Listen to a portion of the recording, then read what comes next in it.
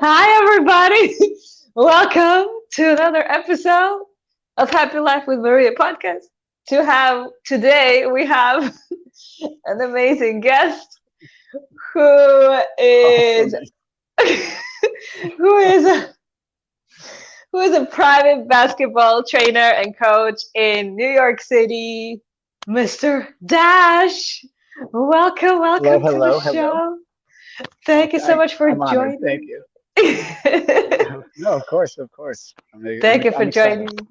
You're excited. I'm excited. I'm excited. All right, So let all me right, let good. me let me share my story first. Let me share how I connected with you. So we both, to those who don't know, we both go to the same dance school, Salsa Sabrosa in New York City. Salsa Right. dancing, super fun classes. You should all Throw go. it up. and and we connected there a few months ago, and then I guess a little more recently, once I started the podcast, we connected again, and I discovered all these things about what you do and who you are a little bit more deeper. And I was like, oh, very interesting person to connect with. And likewise. Yeah.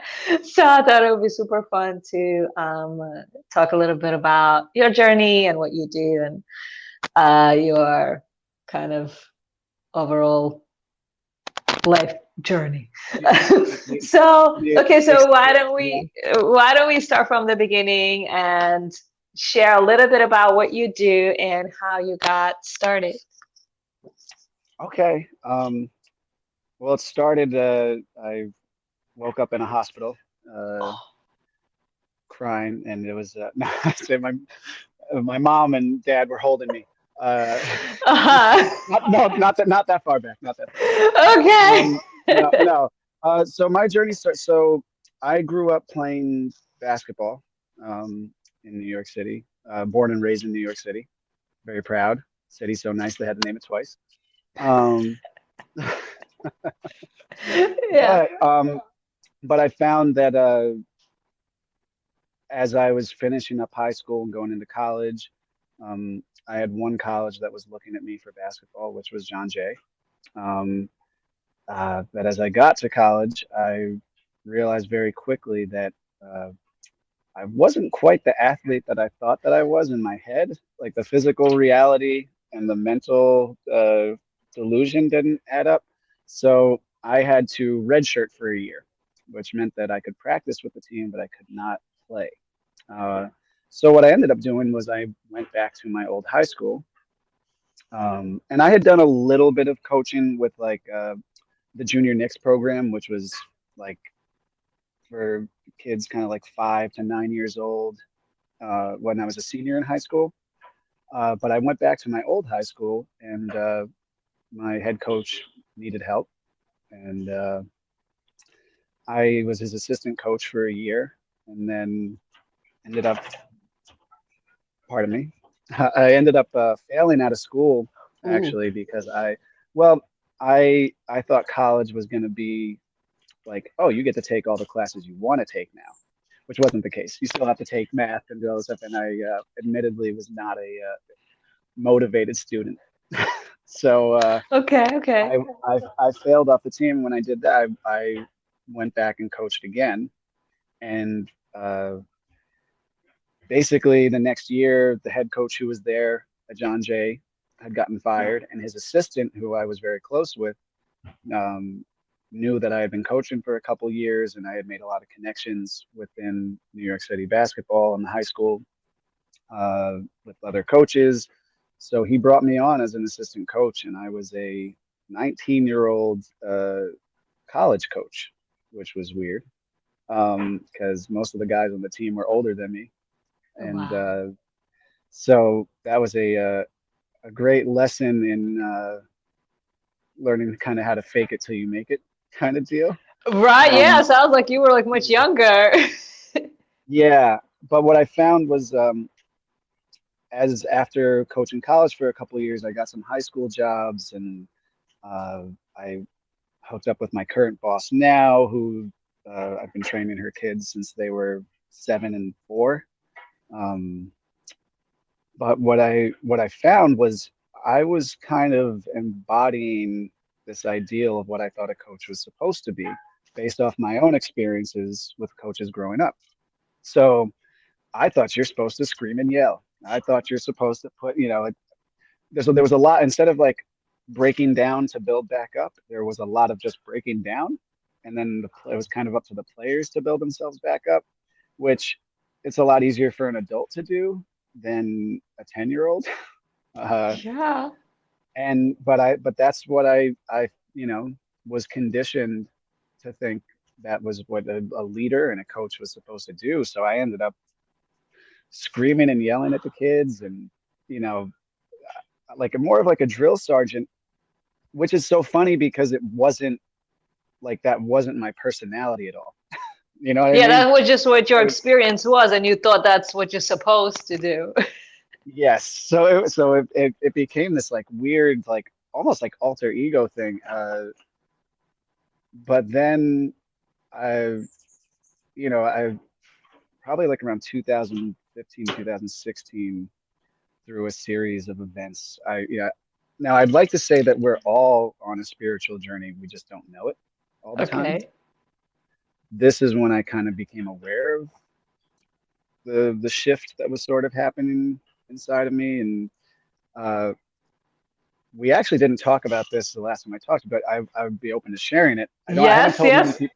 I've actually, this is very few people have heard the story, but I Oh, would like this. I feel like this is a good platform for this. But it please was the share. I was I was sitting outside of my house. It was a beautiful summer day. I didn't have practice until later. I had a couple training sessions later, so my morning was very free.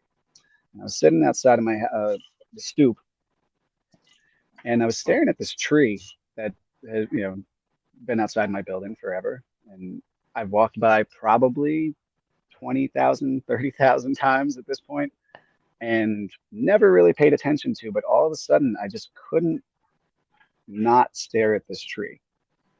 Uh, and I don't know why. Couldn't to this day I couldn't tell you. But what ended up happening was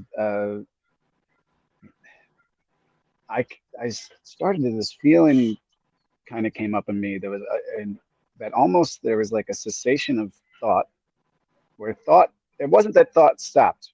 We have that inner dialogue that just keeps going. It's like, mental diarrhea or some Yes, shit. yes, It didn't stop, but what it felt like was, have you ever been underwater yeah, and you hear people talking above the water, but it's like, yeah, yeah.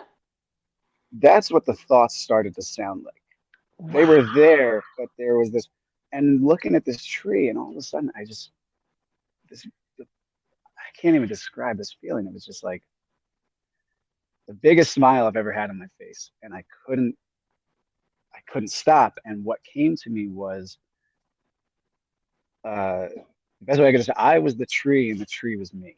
Okay, okay. That's amazing. That that there was, I didn't, I've always been told what a tree is. I never actually know what a tree or anything is really. And all of a sudden that started to apply to everything. So as I'm walking down this, I got up from the stoop after like 30 minutes of staring at this tree. And I was like, oh, the fire hydrant, that's me too. Oh, that's uh, the uh, the brick on the wall, that's me. People probably thought I was a part of my life, thought I was like a fucking creep because I was smiling at them so intensely as they walked by. But I was like, they're me too. Like, there's no, uh, this idea of a personality had kind of disappeared for a little bit. Ah, And everywhere I just was smiling, I just couldn't stop smiling. And now that feeling dissipated, slowly. It never, that the memory of that has never left me. yeah, But I because couldn't it tell. sounds like it's like a special like connection you felt, right? Right? You felt connected It, to it everything. was the first time I consciously felt oneness. Whereas before, I think, through anything, times when if you're doing any kind of group activity, there's times when you can feel very connected to the group. Usually it's on a subconscious level or an unconscious level. This was the first time in my life where I ever just viscerally felt that oneness. There's the the waves of existence, but underneath the waves, there's the reality, which is oneness. We are all connected. We're all one. Yes, absolutely. And Wow. so that's the Wow. person I felt, and that sort of started a series of uh, shifts in my life, I guess you could say. Wow. And it definitely made me start looking at things differently too, and almost like not monitoring my own behavior, but watching my own behavior and realizing, like, and to bring it to basketball, I started to realize like this wasn't making me happy. I had these goals initially of wanting to be a high Division 1 basketball coach, but I started to realize like one, the screaming and the yelling wasn't making me happy, and this goal that I was striving for wasn't actually true. It was for me, what I realized was more of looking for a sense of validation of sorts. And I Oh. wanted to be recognized. I wanted to be seen. I wanted to, people to know that's Dash and he's a Division 1 coach. Um, Yes, yes, yes, yes. So it yeah, sounds like you were having kind of like that moment of connection, and then as you were going through life, you looked at everything differently, and you started questioning the norm. You started questioning what you were doing. You're like, is this really something that's making me happy, or am I just? yes. Am I just living out of fear? I think that's the best way I could describe it. Was living out of fear of not being seen, fear of not being we do feel very small in this world sometimes, and that's okay. I mean, I'm at the point now where I'm okay feeling, if Earth is a speck of dust in the grand scheme of existence, I am a speck of a microspeck of a, yeah, like, and that's okay. I'm okay. It actually takes a lot of the burden of and uh, I don't have to feel so important. What I'm doing is so important. It's just I'm here and enjoying life. Um, but we do often feel like the best way I could describe it is orphans of the universe, where we were kind of just plopped here. And one day we wake up and we're alive and we don't really know exactly how we got here or where we're going and where we're going after. So I think my mentality before was trying to grab a slice. I wanted people to know me. I wanted to be seen that way. That uh, I wouldn't have to think about my smallness in the universe. Mm-hmm, mm-hmm. Where and so basically, I'm also, again, we said, I'm kind of all over the place with this stuff No, too. no, I understand what you're saying. You were saying that, it helped you shift your focus away from what you thought you would be doing and you were supposed to be doing, but then you notice it wasn't making you happy. You don't like the yelling. You don't like to achieve that high achievement because that's not what fulfills you, right? Was that the feeling what you didn't feel Right. that Yes. fulfillment? The fulfillment, because, well, it's constantly like that idea that, like, well, once I get this, I'll be happy. And that chasing that carrot it never works. It never makes you happy. It never, I thought, well, all right, well, I got this college coaching job. This is going to make me happy. Oh, but I'm an assistant. Now I got the head coaching job in high school. This should be making me happy. Um, and again, I don't think that just applies to work. I think that applies to, I mean, I think all of us can uh, empathize with the idea that, like, how many times we've been in relationships where this person's going to make me, once I get this person, it's going to make me happy. Uh, once I Yeah. once I get to go on this trip, I'll be happy. And then, the whatever you feel is momentary joy, and maybe sometimes slightly long lasting momentary joy, but it's still momentary. It's still, it's not something that's constant. And I think that's something that I realized was, it's almost this, the saying I love is, it's no different than when you're a kid and you're craving the candy bar. Well, once I get the candy bar, I'll be happy. And you get it and you're still not happy. It's Oh, not what's wow. it's That not is gonna. such And a so true, that's such a true explanation though. That's exactly it. We feel like, once I get that candy or once I get that person and I'll date them, I will be so happy. I will be so Ah, full of joy. But that doesn't really work that way.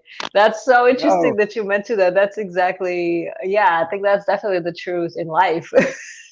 yeah, and it's it's not to say that we don't still have desires and wants. It just means that we can recognize that those desires and wants are also momentary, and we live in a world of impermanence, and Yeah, yeah. and so to go back to the coaching, I think it got to the point where I realized that I was chasing this carrot that was never going to fulfill It me, wasn't going to fulfill you. and I felt very empty. And it's funny. I around my birthday in October, uh, I looked back at my old laptop at some of the old writing I did when I was in my early 20s, because I used to do some like free form writing and uh, poetry and stuff like that for a very short time in my early 20s. Uh, and I looked back and it was really depressing. And I was really and I was achieving, at the time. Like, I remember I was getting these coaching jobs, and I was dating the girls I remember the particular ex I was with at the time when I was 23, and how I'd wanted to be with her forever, and I was still very, like, this writing was not happy writing. um Wow, wow. and so I my focus started to shift away from college basketball at this point, and a little more into high school, but also very much just youth sports in general, youth basketball in general. But how did you know to kind of shift the focus away from? So you knew you didn't like the basketball, the college, and all of, but what gave you the idea, like, to I try other things? You were just gonna try it out. I made some really great connections coaching in college. Got lifelong friendships that you know to this day, you know not just on holidays, we reach out to each other and check up. And actually, one of my players just he's being inducted into the John Jay Athletics Hall of Fame, and he Oh, called me to let me know, and said he wants me to be. I was like, oh, this is great. But I realized that congrats. the impact I wanted to have was more on the level of, not because it almost comes off preachy, but I wanted to share, and I felt like at the youth level I could make more of an impact on their Yes, lives, yes, yes, yes, yes. That um, makes sense. and maybe open up their eyes to the possibility that there are other things aside from basketball too. The ball stops bouncing eventually, you know, uh, Oh, and that there's other, you need not need to, but it might behoove you to add some color to your life and try some different stuff. I mean, and like we've talked about before, that's kind of what attracted me so much to dancing, and why I decided to. I was starting to feel a little stagnant, and I felt like I wanted a little more color in my life, and I felt like that movement of salsa and the joy that everybody was having, and you know, uh, that Renzo really helps cultivate. But it was something that I felt uh, pulled towards, and I felt like that's something I wanted to share with my players. Find that out. There's something more than basketball, because the ball. If you're lucky, if you're as lucky as you can get, by 35, you're done playing serious competitive basketball. That's if you're like really lucky. Uh, Unless you're LeBron James and then you're playing into your 40s, but 1 out of 10 billion are your odds of being that. So, for the most part, you are going to be done with basketball by probably the age of 25, and highly competitive at least. And I wanted them to understand that there is more to life. And a lot of them come from places where that's not something that's discussed. That's not something that's focused on. It's all the focus is on the sport. for understand, some of them feel it's their only way out of their circumstances that they're in, and a lot of pressure is put on them because of their talents. Um, and they Right. never really get to explore these other dimensions of their lives. So And that's what walk me through, for example, like walk me through like what normally is, I guess, like the favorite part of your coaching or training that you do. What is like your favorite kind of part about it? Do you get to be on one-on-one with them? Do you get to kind of teach them about life? Like how does that usually go? my my favorite moments are always off.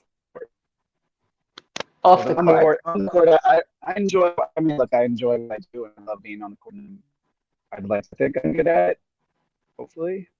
Um, but you know, we're there. We're on the court for an hour, maybe. Um, and you can actually. I mean, I've had some really interesting conversations while we're working out, but for the most part, we're pretty focused on skill development, and so it's not really a lot of time to shoot the shit.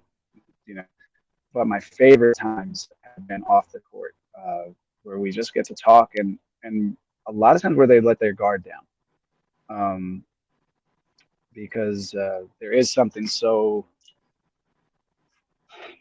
that sports in general, especially for for guys, can be a lot of machismo, and it's I'm going to put this wall up so you'll see, you won't see how vulnerable I am. But it's when we're off the court that you actually get to talk and get to know the players as people, their hopes and their dreams and their fears. That's the stuff that really drives me. That's the stuff that I really enjoy, because you start to realize that you know I think in life everybody's going through something. Everybody's dealing with something or struggling with something, and uh, a lot of times we don't have people we feel safe talking to about it. Um, and I'd like to think that that's what I am able to provide is a space, is a listening space, and I'm Safe not afraid to space, call. safe Yeah, space and for then them. say I'll call them out on their bullshit when they're when they're going crazy and messing up. But I think that the really cool thing is too, I don't come at them from the perspective of I'm this adult and you need to listen to me. I'm the one, I know better than you do. Because here's the fact of the matter, I don't know if you grew up. I was always, you always told, respect your elders and those. And I said, but a lot of times I found just because someone was old didn't mean they were wise. Yes, age Uh, doesn't define you. no, I've I was actually having this conversation with someone recently. Um, but I don't. I'm 33, but I don't feel 33 because also I don't know what that means. I don't know what that. I remember being 25 and someone saying, "Oh, does it feel? Well, how's it feel being 25?" And I'm like, kind of the way 24 felt, I guess, and actually similar to the way 23 felt, and kind of the way 22 felt as well. There was never this idea that I remember turning 30 and people were, oh, this is a big deal, 30, it's here. And I was like, yeah, I mean it's kind of the same. I mean, and the funny thing is, I feel better in my body now than I did when I was 21. uh, I feel that I say the one thing that I've been very appreciative of with age has been perspective. But I never. But one of that part of that is also recognizing that I don't have the answers, and that saying I don't know is one of the most profound things you can say. Uh, and I think that's something that is one of the reasons why I'm able to connect so easily uh, with my players, is because I don't approach them the perspective of, oh well, I know everything and I know so much better than you. A lot of times it's just I can offer you a little bit of perspective from my experience, but also recognizing that your experience and my experience, though on a deeper level, are similar, uh, are vastly unique uh, in reality. Hmm. So I think I know. that's my favorite part is that connecting, and where it's, you know, these are like my brothers. They're not, you know, like a lot of times coaches kind of look at players. These are my sons, and I have to, you know, I'm I'm growing just as they're growing. Yeah, yeah, no, I understand. I understand. That's such an interesting journey. It sounds like you kind of went from, um, trying to achieve what everybody says you're trying to achieve, trying to behave the way everybody tells you you have to behave. And then I guess reality hits and you actually live it. And you're like, wait a minute, this isn't really what I want to live as. And wait a minute, I want to see if there's something else for me that would make me a little bit happier. And I like that you kind of took the chance, you take that risk, and you kind of tried out something completely away from what the society dictates should be. And you kind of just went with, well, I'm going to try it this way. I'm going to do what I feel is right for me. This may be different from what the norm is, but I have to do what's right for me and try it out and see what happens. It's interesting because I think it's like that analogy you gave me to like take the shot, right? Because when we were connected before, I was Right. having an issue with. I was like, oh, I don't know if I should post on Instagram or whatever some of my, tips on life and like all the podcast stuff. Because what if people don't want to hear it? What if people don't like it? And you gave me a really interesting tip. You were like, you don't know, right? At least take the shot, You right? Throw that you ball. miss. I mean, now granted, I did not coin this phrase, though I would love to take credit for it. But you miss every shot you don't take. Yeah, Uh, exactly, exactly. That was such an and interesting analogy for me. It's like, wait a minute, you have to at least throw the ball to see what happens. you know, you got to try some shit, and if it, you know, if it sticks, it sticks, and if it doesn't, but it, uh, I think there's that idea of, you know, we don't. Uh, Jonathan Larson, who's a famous playwright who wrote Rent and Tick Tick Boom. You know, one of the songs in one of the show is he says, uh, "Cages or wings." Uh, and so, are you living out of fear, or are you living out of love? Ooh, And that living out of fear can make us, that can make us small in a way I don't think we really enjoy feeling small. Uh, yes. and that living out of love can be scary. It can be very scary. Living out of love for ourselves, for others, telling others that we love them, can be incredibly scary. So I think, but yes, taking that shot is living out of love, Yeah, and that was actually perfect. It was perfect what I needed to hear. So I love that. And I feel like sometimes in life that's just how it is, right? You have these fears and doubts and thoughts in your mind, and they stop you from actually taking action, taking a step forward, because the inner dialogue that's going in your mind is really like the number one thing that I feel that stops people in anything is that inner dialogue. It's is really that not yes, other people, it's really themselves. we we are the wardens and inmates of our own prisons. And Yeah. when we, that is a very, very harsh thing to realize. But once you realize that you're in control, that you can change your behavior, you can change your environment, you can change your life by changing your inner dialogue, by changing your inner beliefs, by changing your inner thoughts about how you view yourself, how you view others. You really have the power. It's really you who can go and change whatever you don't like in your life. That's also pretty kind of powerful to know about ourselves. That, I think it's one of the most freeing things that we have as humans is a imagination. And that imagination we're allowed, you know, when talking about the inner dialogue, it's not none of, I would say 98%, at least for me personally, 98% of my inner dialogue is very negative shit. sorry for cursing too, That's a lot of but people. but it's not. Yeah, it's very negative stuff, and it's always it's typically self-preserving, but again, in a very small way, living in fear. Well, well, what if I ask this girl out and she says no?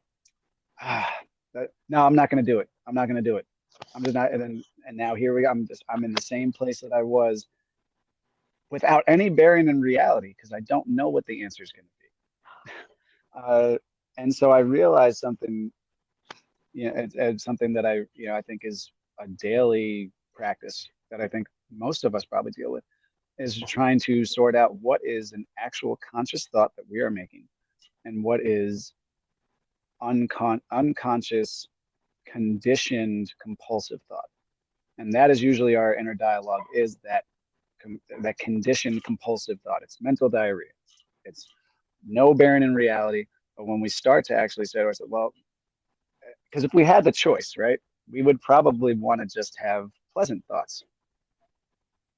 So why are we even listening to this inner dialogue? Where that's when we start to, like you said, kind of take ownership almost and say, this is Yeah, now. because I feel like one thing that people kind of, I guess, miss is that this inner dialogue, this negative kind of repetitive thing that we have been conditioned to believe from childhood or whatever, and everybody tells you, no, you don't do this, no, you can't do this, no, you can't do that, you have to behave, you have to be quiet, and that becomes, your norm. But what I feel like a lot of people should really understand and realize as adults, which I feel they should really teach in schools, is that you have the ability to change that inner dialogue. You are the one that are making those thoughts. So you have the ability to actually choose a different thought pattern. You can choose to kind of reprogram yourself to Mm. be more on the positive side. It's literally like, because from what I understand, like we're getting a little deep now, but from what I Let's understand, let, let, it, let, let's dig. Let's get deep. Let's we're dig. getting from what I understand about the brain, a lot of the negative things is or anything really, the program that runs through our mind is in the subconscious mind, and the subconscious mind is really from the beginning, from like earlier days, from whatever has been a repetitive story in your mind. Repetition is how things get into the subconscious mind, and the subconscious mind is literally the program that's running your life, the program that your brain learned and is operating by. It's like an operating system if you analyze it with the Mhm. computer. So in order to change that built-in operating system of yours, right, you have to change the subconscious. And the one way that I know that is really, really effective is repetition, right? The subconscious can be changed by repetition. So if you choose, to create whatever small thing you want to start with, whatever small thing you want to start with, let's say to think about yourself in a positive way, to think that you are powerful, you are, an amazing person. So I would say maybe you go in every morning or every evening, you create that pattern in your mind, repetition every day for, let's say, 45, 60 days. You tell yourself, I'm amazing, I am powerful, everybody enjoys connecting with me, something like that. Pick something super simple and try repeating Affirmation. that. Yeah. Right, and try repeating that every day for 60 days in a row. And that repetition, see what happens. That repetition will affect the subconscious, will become your program. And that will kind of be the new thought pattern that you will create. And you can do that with whatever you want to accomplish. You just have to make sure you have small goals at a time. Don't try to do everything at a time. Small goals Yeah. is how I I feel. So have I feel I like, I have $1 billion in my bank account. you can start with that, but Yeah. I doubt that's gonna happen that quickly. It'll take some time. It'll take some time. But it Um, will get you thinking in that direction. So Absolutely, true, true, yeah, I mean, and life is energy and momentum, and uh, I agree, and I actually, it's something I talk to my players about a lot too, is that idea that not only does our thought patterns shape how we feel, because these are basically just computers, our brains are just computers, processing systems, and this is not even like we're not even getting deep into the woo woo spiritual jargon, but Let's get into it. uh, well, but on a scientific level, they say what we actually are seeing right now with our eyes is not reality. It is our way of our brains making sense of reality, Perception of it, yes. perception. So what we see gets drawn in, it gets processed in light speed, and then projected back out to us as if we're watching our own movie almost. But the interesting thing is, if we think about it in those terms, we are also that is also being processed through our conditioning, like you said, from a young age. Well, and it's something I when I used to work at my old middle school, we used to have a thing called I started a program called In the Flow, where 3 times a week, my middle school basketball team, we would meet and sort of just have free flowing discussion. Sometimes I'd have little activities for them to try. Like I found they couldn't keep eye contact when speaking, so we did a thing where they would basically just stand and keep rotating and spending a minute talking to someone, but for that 1 minute, they couldn't take their eyes off the person. Even if it made them laugh, if it made them uncomfortable, whatever it was, they had to just, pardon me, ooh, Yeah. had to maintain that eye contact. Wow. Uh, but one of the things we did, I remember one day, I didn't even really plan this. We were sort of having this discussion about what it means to be a man. Uh, and we were finding that it really was taking on significantly different meanings from person to person. But one thing that kind of came up was that largely a lot of them said, well, men aren't supposed to be afraid. And I said, well, of course we are. Like that's part of life. Like, of course we're allowed to feel fear. It doesn't mean we have to be controlled by it, but of course we're allowed to. And so we started talking about the fear of rejection. Uh, and I talked about how, because no one wanted to admit they were afraid of, asking a girl out or asking anybody out. So I brought up how I said, I still remember the first time I was rejected in 6th grade, and how, like, I remember how scary that was, and how sometimes I even still think about it when thinking about approaching somebody new. And and when they heard that I felt that way, all of a sudden they all started opening up about their experiences and how it's not, and I said, well, that's something we start to realize, that when you go into any new situation, you don't want to go into that new situation with the same thought patterns that you had before, with the same process. So when you're processing that new situation, it's being filtered through all these old things. So if I were to go into a new situation, uh, of asking a girl out, and I'm just processing it through the fear of, 10-year-old Dash in 6th grade, that's probably going to be affecting what I see in my reality and how I perceive my reality. Because again, what I'm seeing is not reality; it's what's being processed and then projected back out. So one thing we talk about is shifting and reframing. Uh, where you're, like you're talking about, that repetition of any time that a negative or fearful thought comes, make a conscious effort at that moment. One, to not judge the thought that comes up, because that's just fighting. It's like, say, don't think about elephants. What are you thinking about now? Elephants. Elephant. So yeah, so and it's not always easy. I'm not saying that I'm perfect at it too. It's something I still struggle with on a day-to-day basis. Uh, but it's when that thought comes up, you just watch it, and almost as if like there's a disidentification with it, and then you insert the new thought that you want to have, instead of, oh, I know she's gonna say no, because I'm not gonna blow up this girl spot from 6th grade, but Olivia, I still remember you. um, Shout out to Olivia. You know who you shout are. out, you know who you are. No, I hope she's doing really well, actually. But instead of saying, "Oh, well, she said no," so this girl, you can say, "Oh, well, I don't know what's going to happen, but I'm interested to find out." Or why wouldn't she say yes?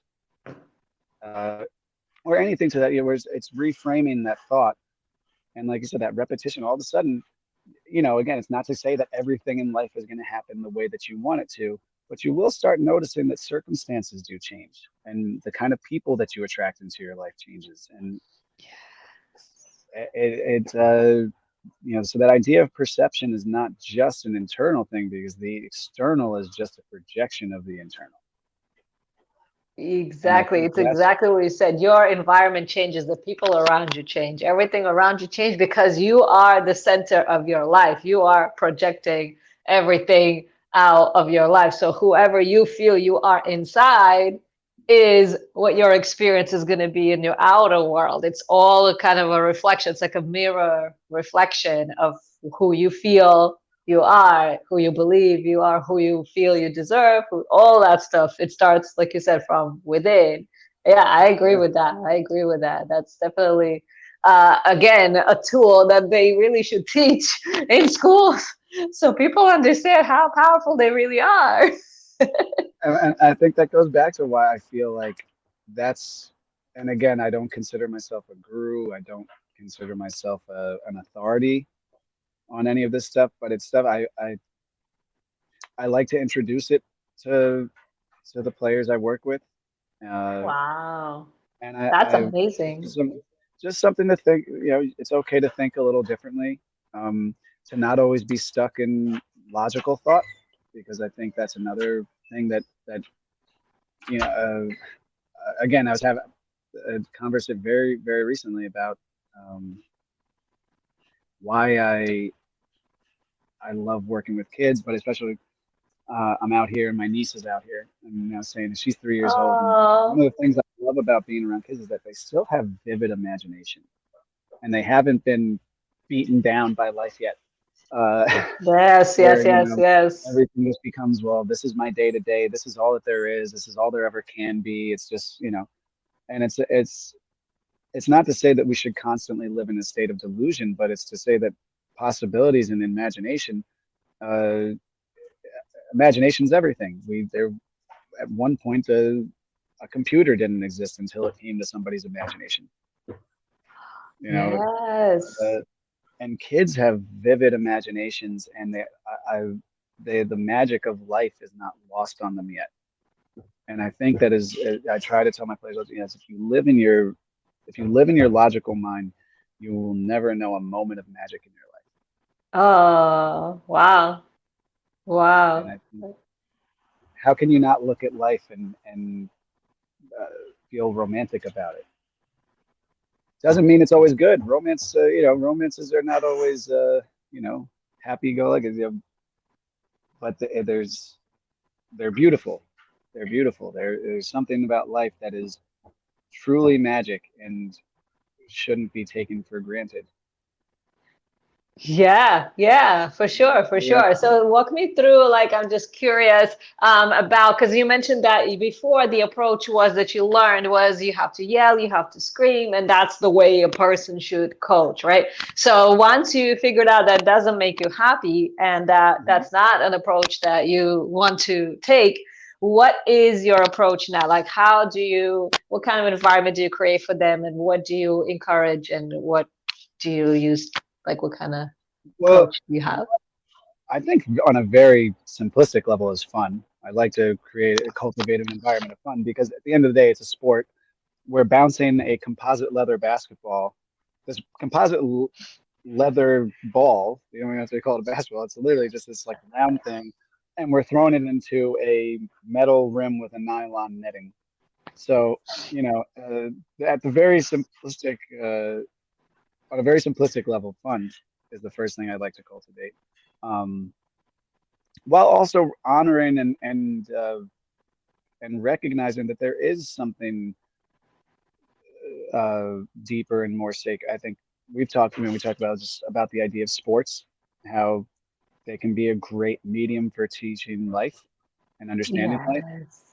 and that uh, it's for me at least, and some people, yeah, whatever. And I'm sure some people feel the same way about dance or about art, when they're just being in flow, or if you want to call it being in the moment. I don't mean like YOLO. If people hear me, it's like, no, I'm gonna go get shit faced, and I think YOLO becomes very nihilistic, where it's like, well, might as well, nothing matters. Let's just, just do whatever. I think being in the moment, being completely and consciously aware of everything that's happening without being stuck in compulsive thought. I think that is when you're in flow in that way. Uh, Yes. Beautiful. And I think sports can, it's hard to actually be good at sports when you're not completely involved in every way. If you're mentally thinking about something that's happening on the outside, it's not going to work on the inside. We talked about, you can you can prep all you want, you can practice all you want, you can do all the drills and take 1,000 shots a day. It doesn't mean that you're going to win, but there's the joy is in the journey of, and that's the game. The most fun part is the game. The most fun part of the practices and off the court stuff. So that's actually what you're asking, what my how I approach it now. I approach it from, I want them to understand that the stuff they're going to remember, the stuff that is really meaningful, is all the stuff that seems kind of boring and simple. And there is beauty in simple stuff. There is, you know, every moment that you're together are unrepeatable miracles of a moment. You'll never get this moment back. And so I really like to have that, where whether it's what we're doing on the court, or if we're hanging out and getting food afterwards, or when we were traveling on the road, and just hanging out in the hotel room and playing video games or anything, these are the moments you're going to remember, because you may win a championship. I have players who just won a state championship and they all say the same thing. It wasn't necessarily what I thought it was going to be, because again, you're chasing that carrot. If, Yeah, you mentioned that to me. Yeah, you mentioned that to me because once you win, once you get that, and then what, right? That's and over, and and then and then then high and they say, oh man, but I miss just like after practice going and getting food with my friends, or going to get a smoothie or whatever.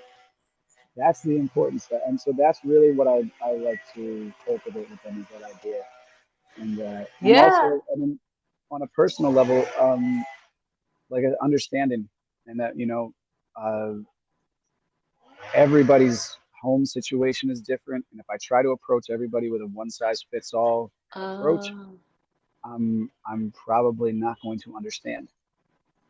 I'm not going to understand what they're going through, and I may not be able to sympathize what they're going through, but I do feel a tremendous amount of empathy for what they go through and what they're going through. So, you know, recognizing that if a kid is having an attitude that day, it's not, oh well, he just has a shitty attitude, you know, leave. It's recognized, all right, there's something. This is a symptom. This isn't the cause. This there's is a something symptom. going on in There's the something going home. on. So let me try to de-escalate it a little bit, and then take him aside and talk to him. And more often than not, when I come to that approach, there is something that happened. Even if it's the girl didn't call him back, or something. I'm a child of divorce. I came from a very, very angry household. Ooh, My brother and I were in uh, anger management when I was 15 and he was 17. So I get wow. it. Like I understand. Like, so I understand when there's stuff, and that stuff does bleed into everything. That unresolved trauma bleeds into everything. And before I would sort of I just kind of looked at it as like, well, you're interrupting my practice, so get out. We're now, oh, there's something happening right now, and there's hurt, and I think it's hard for any human, uh, on our simplest level, to see someone hurting and not feel uh, wanting to help. Yeah, And no, that, I like what you're saying because from I guess a general human point of view, a lot of the times if someone is acting out, if someone is, behaving in a way that seems like, oh, they're so rude or oh, they're just so aggressive or whatever it is, a lot of the times it is a result, like you said, it's a result of something that's going on inside. That's something that happened, like you said, that's something that went on in the home and we don't really take time to figure that out. A lot of the times we just kind of, oh, get away from me. Oh, you're not good or whatever it is, right? But I like your approach is I want to understand where is it coming from because a lot of times people just want to feel heard and understood. mm, A lot of the times they want to be able to share. Like I think you mentioned also one time that it's not the norm for boys to share their feelings. It's not the norm for no, boys to no. say I love you or whatever you were mentioning before. Like that's such a like a big piece that I feel like the society is kind of getting wrong. you know? It's well, it's a vicious cycle, right? Because it happens to us, so then we. It's the same thing. That's for me, where I wanted to for coaching. What I realized is I wanted to break the cycle. I was tired of the cycle of, well, my coach screamed and yelled at me, and so I'm going to scream and yell at you, and then you'll scream and yell at the next player, and this will go on and forever. And I just don't. I realized I didn't want to perpetuate that cycle anymore.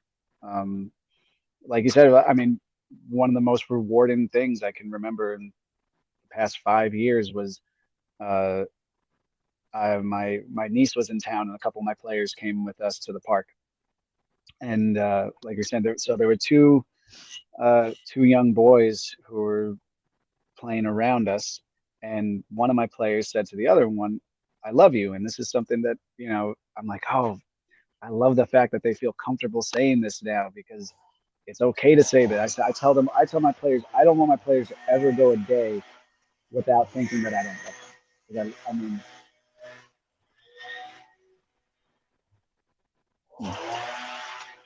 sorry. It's okay. I, It's okay. No, I, it's I, yeah, it's a very important kind of small but important piece of life. yeah. Um, I love my players, and they know it. I mean, I love getting text messages from them where they just hit me up and say the same thing, where they just want to let me know. A lot of them have gone off to college, and I'll get a random text, "Hey, coach," or they've not really. Some say coach, but for the most part, I don't really like being called coach. It feels a little weird. Um, but they'll say, "Hey, Dash, just want to let you know I love you," and like that to me, uh, that to me is everything, right? Um, but seeing them say that to each other made me realize the effect that I was having.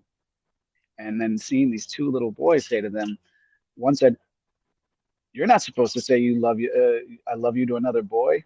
And my player looked at him and he said, "Well, why? I love him.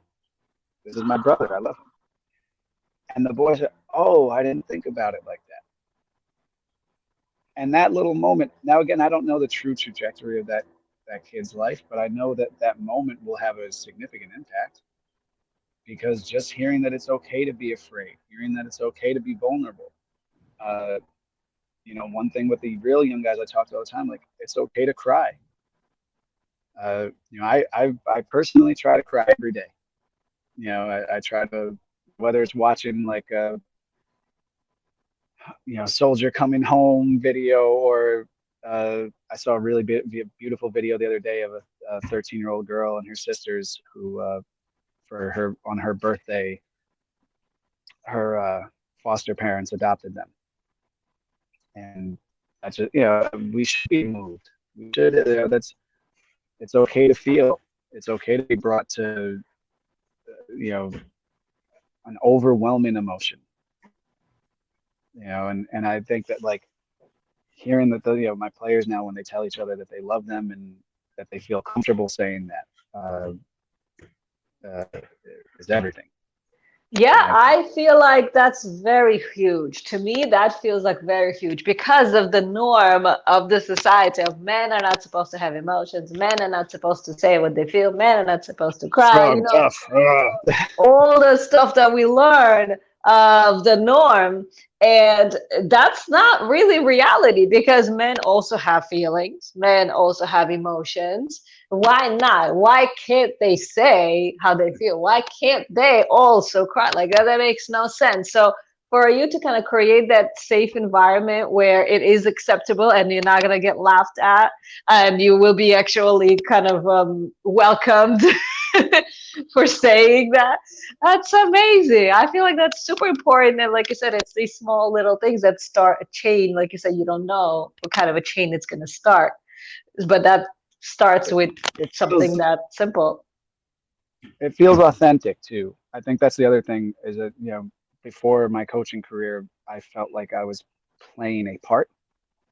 This is the part that I'm supposed to be playing. I'm supposed to be so, where now I feel much more authentic in myself. Um, and even though sometimes the players, even they'll make fun of me for liking certain music or like, uh, that's one thing I try to. I was like this.